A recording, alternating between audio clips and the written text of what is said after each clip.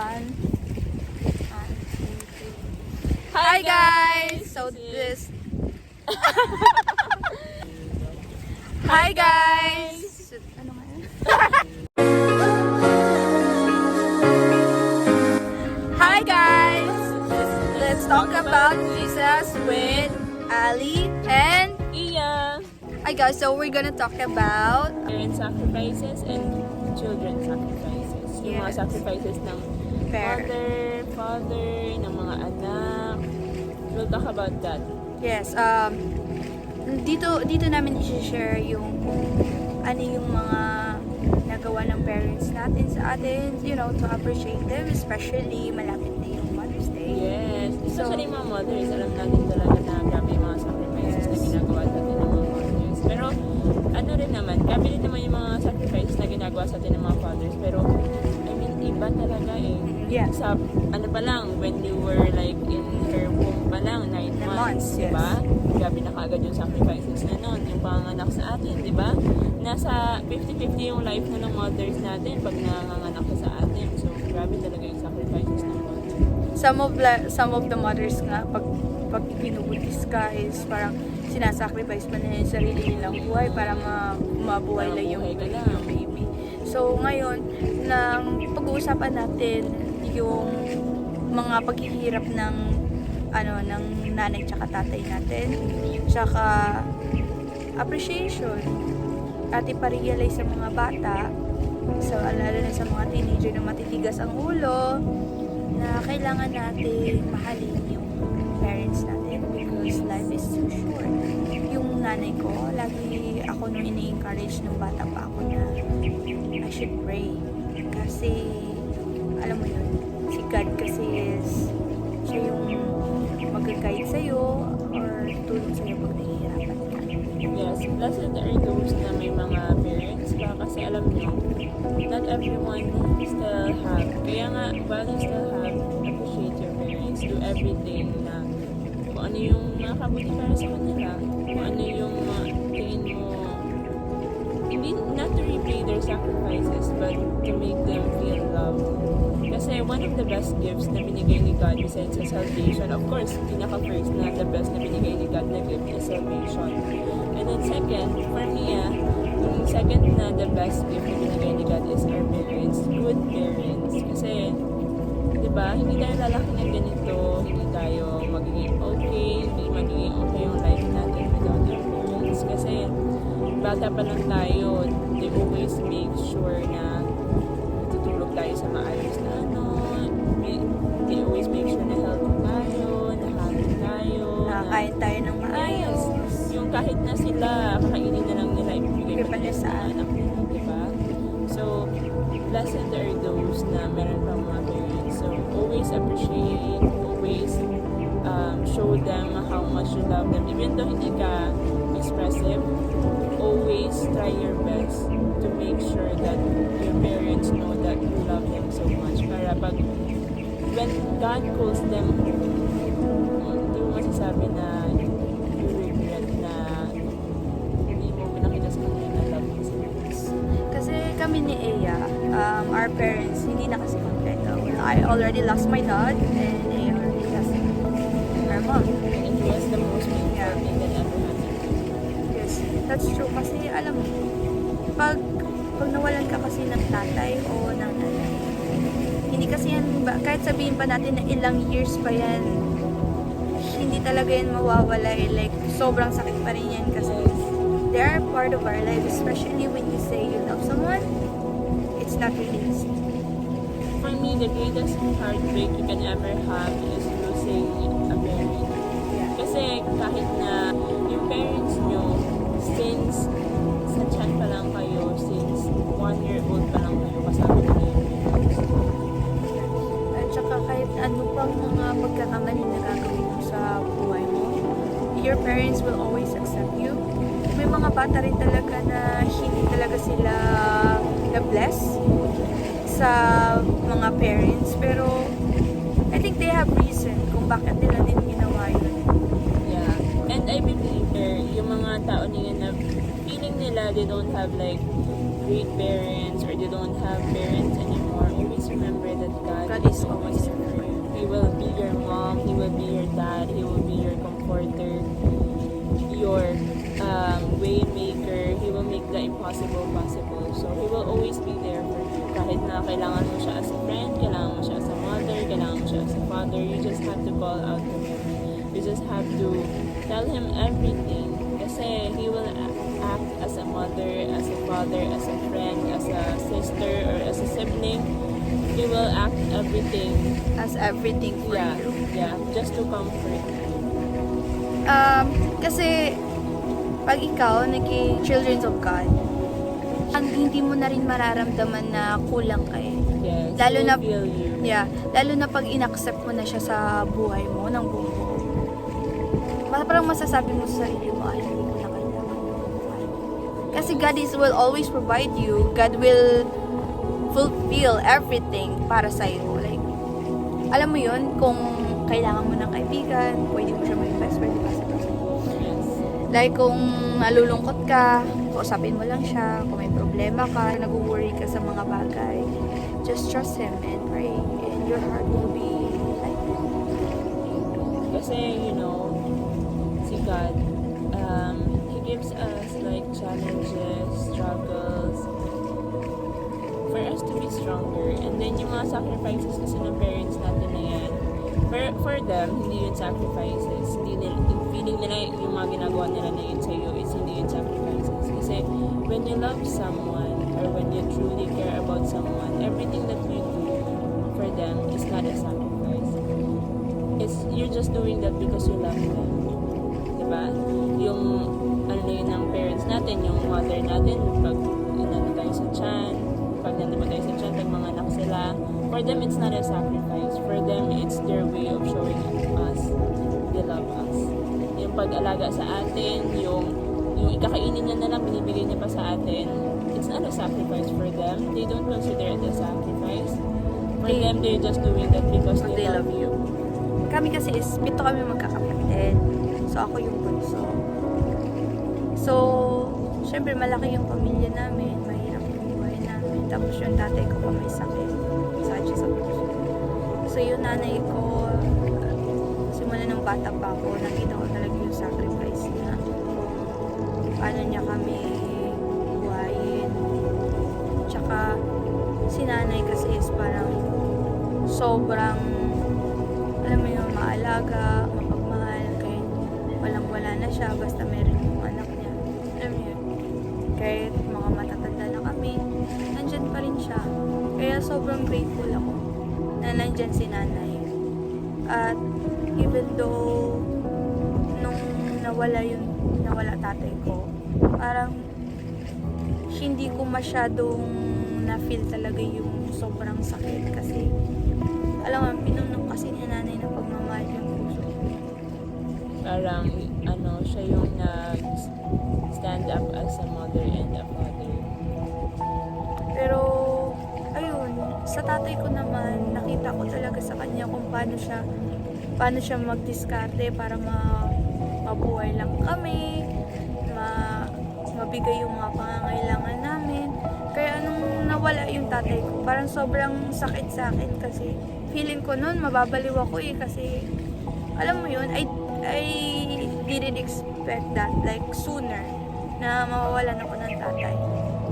Kaya yeah, every Father's Day like sobra akong nasad, pero I always pray to God na alam mo yun, I know my dad is in a safer place na he is happy, he is with God. So yeah, just need to accept it kasi yun yung buhay.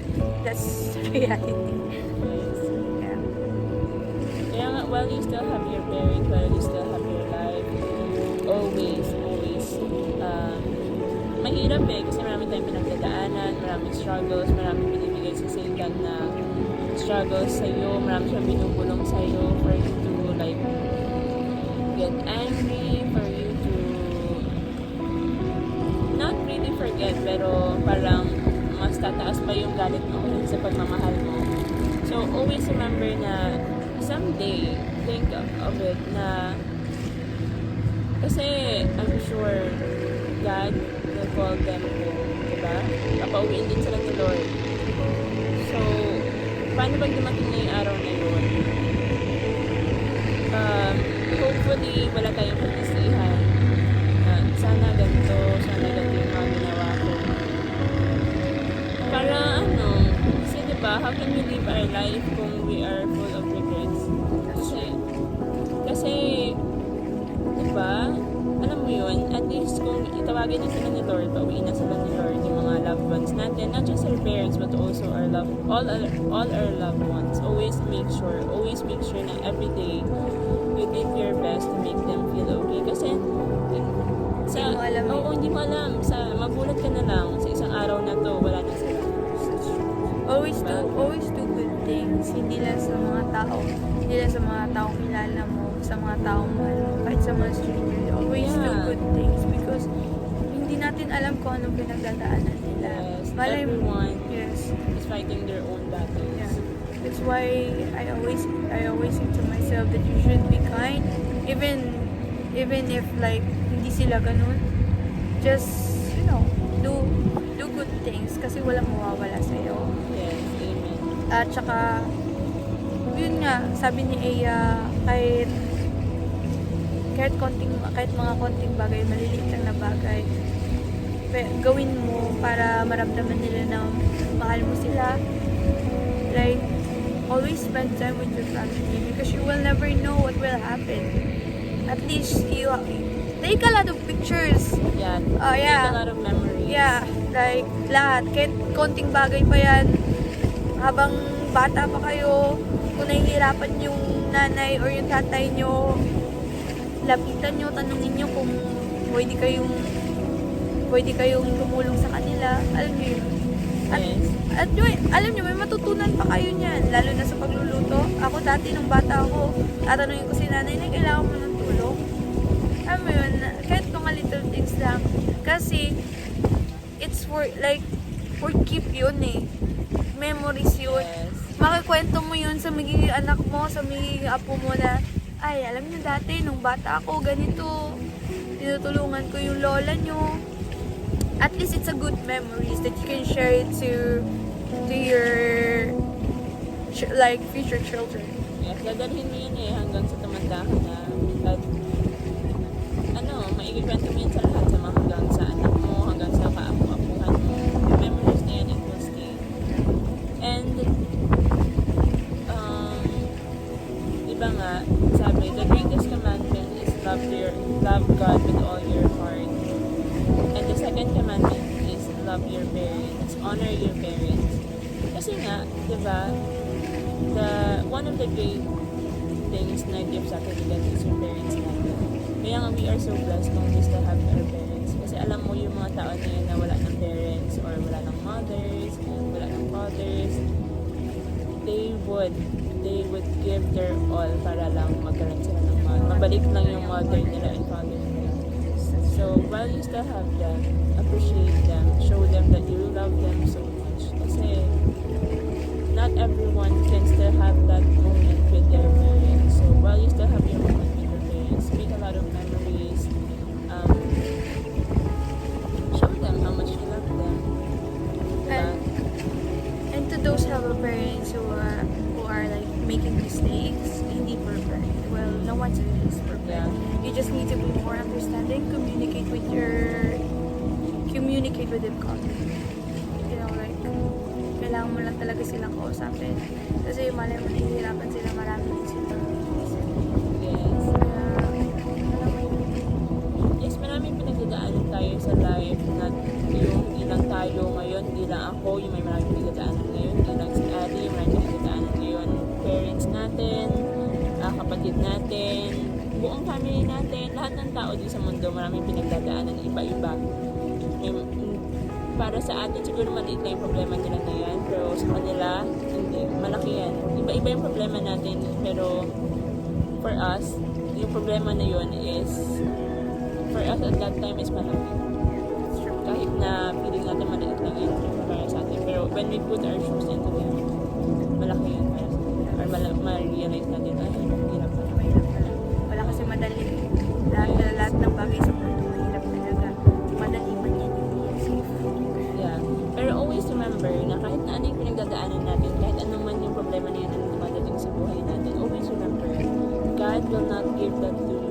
hindi mo Hindi mo kaya. yun kaya. Alam mo, Binigay niya yan sa'yo kasi alam niya na kaya mo. Anak, kasi he is the bigger picture. He is bigger than us. He is bigger than this world. He is bigger than our universe. He is bigger than anything. Just like sabi nga ni Ali kanina, he is the biggest. No one or nothing can compare to him. Kasi he is the creator. Diba? So nakikita niya lahat. He sees the past, the present, and the future. he knows what's best for you. Yes. Kaya you have to, sa lahat ng mga bagay na pagdadaanan mo, lagi mong alanin yung Diyos. Kasi kahit masaya ka pa, malungkot at tatakot, siya palagi. Kasi I'm telling you, ganun ang ginagawa namin ni Iya, kahit maliit pa na bagay yan. I pray. Kahit mga little things, actually na-appreciate yun ni God. Kasi hindi mo lang siya naaalala. Pag malaki yung problema mo, naaalala mo siya kahit yung mga konting bagay or nagpapasalamat ka, meron kang pagkain ngayon. Yeah, okay ka ngayon kasi hindi mabigat yung puso mo. You should be thankful. Talk to him. Talk to him like a normal person. Like he is your friend. He is your brother, sister, everything sa buhay mo. Kasi God will always keep your secret. He will always protect you. He will Amen. never judge you. And he will never use your secret against you. Yeah, that's so Not true. like some other friends, diba? May mga ganun tao, but God is not like that. He is perfect. And he always wants what's best for us. And He's the only person who has our best interest at heart. And si Jesus, always remember na kung ano man yung kailangan mo na yan, He will always be there. Kahit na hindi mo na ginagawa yung will niya, hindi mo na ginagawa yung command niya, He will never leave you nor forsake you. Kahit na ikaw bibitaw ka na, Jesus will not let go of your hand. Kasi, di ba, He cannot disown you. Just like a parent, for example, yung parent natin. Pag anak tayo ng mama at papa natin, tapos ay marami tayong mga kasalanan, ayaw na nila sa atin, hindi nila pwede i-deny na hindi nila tayo anak. Kasi, sa dugo na yun eh, anak talaga tayo, kahit anong mangyari, kahit balik na rin mo pa yung mundo, anak pa rin tayo ng mama at papa natin. Just like Jesus, kahit na tumuwalag ka na, kahit na bumitaw ka na kay Jesus, kahit na mag-backslide ka na, He will still be your parent once you are a God's child. Once you accept Him as your Savior, as your Father in heaven, as your salvation, He will never leave you nor forsake you. He will never let go of your hand. He will not disown you kahit pa feeling mo hindi mo na-deserve yung ano niya. Yung love niya. Yes. Feeling mo ang dami-dami mo ng masamang nagawa. He will still come to you and tell everyone that kahit ano yung nagawa ng tao na to, kahit ano yung nagawa ng anak ko na to, Papatawarin yes, mo pa rin. she is still my child. Guys. Kaya ngayon, sa mga anak dyan na hindi sila okay na magpapalagi sila, or let's just say family, members of family or friends. Life is too short to be angry, to hate each other. Yes. You should start asking them, how are you doing? Okay sila. Walang mawawala sa'yo kung magpapakumbaba ka. And be more understanding. Actually, you will gain more. And God will be proud of you. Yeah, ayun,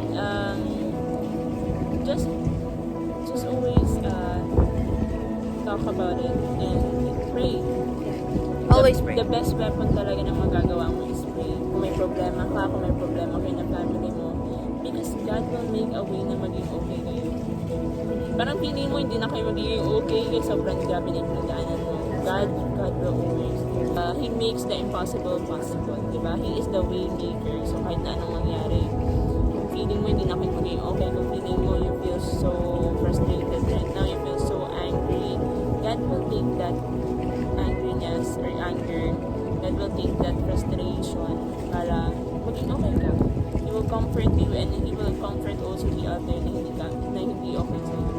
Basta, siya yung gagawa na paraan para maging okay kayo. just ipagtiwala mo lang kay Lord, i-surrender mo lang sa Kanya lahat yun na naipin mo na yan, and He will give you peace na, okay, binigay ko na to kay God, yung problema ko na to, binigay ko na to kay God, yung struggle ko na to. Siya na bahala. And pag ginawa mo yun, wala ka talaga pagsisisihan, I promise you. I swear. Pag ginawa mo yun, pag sinurrender mo kay God lahat ng problema mo, ano man yung pinagdadaanan mo ngayon, ano man yung galit mo ngayon, pag sinurrender mo yun kay God, magiging okay ka lang. Kaya sa mga non-believers dyan, try mo. Yeah, why Try mo, not? walang mawawala. Yeah.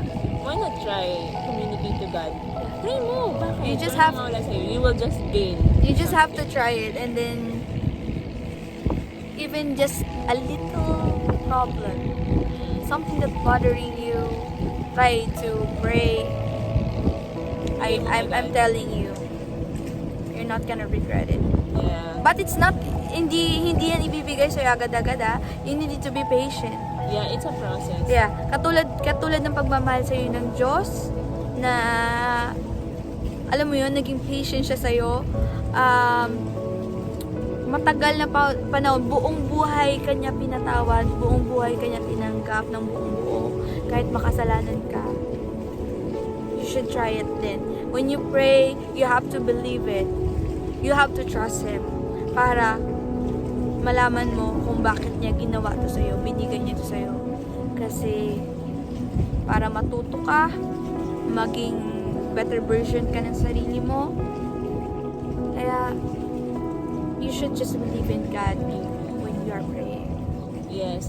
And always remember na katulad sa relationship ha, di ba yung relationship naman, bago naman kayo maging in a relationship, at first kayong dalawa, wala pa kayong feeling sa isa't isa. But when you spend more time with each other, when you communicate to each other, pag lagi kayo nag-uusap, mas nag-grow yung love, di ba? Mas nag-grow yung relationship nyo. Parang nag-upgrade kayo. Ganun din kay God. If you want to grow your relationship with God, if you want to be closer to Him, communicate.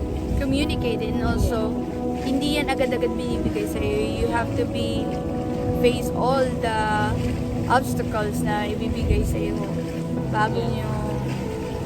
bago maging okay yung relationship. Amen. And the communication, prayer is the way to communicate with God. And parang sabi mo lang sa kanya lahat, communicate always, find time for Him.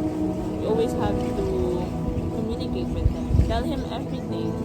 Kahit na hindi mo kailangan ng quiet space, hindi mo kailangan pumunta sa church para makapag-communicate sa kanya. All you have to do is just talk to Him. Talk to Him every day. Yeah, Talk to throughout Him. your day. Yeah. Tell Him anything. Gawin mong part si God sa buhay mo everyday, daily. Yes, amen. Diba, mas nag-grow yung relationship. Kaya nga yung mga relationship na tumatagal na gusto na nila magpakasal. Kasi, Si God yung center ng relationship nila. yes, amen. Always look for that. If you're in a relationship and you think God is the center of your relationship, then it will be a happy relationship. That's true. In the future, it will be a great one. But if you're just in a relationship and you don't think God is the center of your relationship, then I don't know, I'm hindi, sorry, it's yeah, not but- gonna work. yeah, I'm sorry, but you will just get Yeah. So, that's it guys. I hope may mga natutunan din po kayo as katulad namin may mga natutunan din kami sa mga naranasan namin yes. pero sa daily life namin. Well, we are not perfect, but We are so imperfect. yeah, we are trying to be better, and you know, we are doing this video to help other people and make them realize na hindi na sila nag-isa. Yung mga naranasan nyo is naranasan din namin, tsaka At saka, I wanna tell pala, yung mga naranasan natin na to, dito sa ating pinaranas ni God, tapos hindi niya na-experience ko din na-experience niya to. When He came to earth, and then He lived as a human, full human and full God. Pinagdaanan niya to. Mas marami pa nga yung sakit na pinagdaanan niya, yung pag-judge sa kanya ng mga tao, nung kahit na ginagamot niya yung mga tao may sakit, pinapatayo niya yung mga pilay, nakakakita yung mga bulag, pinajudge pa din siya. nagtatawanan siya, sinasaktan siya. Alam mo yun. Lahat ng mga pinagdadaanan natin sa mundo ngayon, pinagdaanan nila yun. Pinagdaanan nila. Yeah, pinagdaanan niya ni Jesus. Kaya nga, si talaga yung God na feeling niya kaya mo, and lahat ng mga pinagdadaanan mo na yan is pinagdaanan niya na rin yan. So hindi mo masasabi na, wala ka dito sa posisyon ko. Hindi So- mo yan masabi kay God kasi sobra-sobra pa yung pinagdaanan niya dyan. So in every problem, it's a blessing in disguise. Amen. Malalampasan natin yan, kaya huwag na huwag natin kakalimutan na humingi ng tulong sa Diyos. Yes. Dahil siya lang ang makakabigay ng solusyon sa mga problema natin, at kailangan natin maging strong. Never give up, and also don't do anything to hurt yourself. Always rely on God, Amen. because God will always wait for you para maalala mo siya, at you won't lose anything if you do that. Yes, amen. Totoo talaga yan. So, that's it guys. Just Yeah. always remember to call out to Him. Just pray for him, and everything's gonna Jesus be is your God, and everything's gonna be okay. yeah, So He will be there for you. that's it, guys. I hope you have a great week, Yes. and also Enjoy your weekend. Enjoy your weekend with Jesus. Enjoy your day with Jesus. yeah, it's saka Mother's Sama mo siya. yeah, Sama mo Mother's siya Day na lahat. soon, and Yeah. always make sure na iparamdam sa mga mother natin na lang natin sila, Yes. because they are like sila yung tunay na superhero. Yes. And also our dada. Oh, yes. Honor your mother and father. Ito nga sa second commandment ni God. Always be grateful na nandyan pa sila para sa inyo, and spend more time with your family. That's it, guys, and thank you. Bye. So this is Let's Talk About Jesus with Ali and Yeah. Bye, guys. See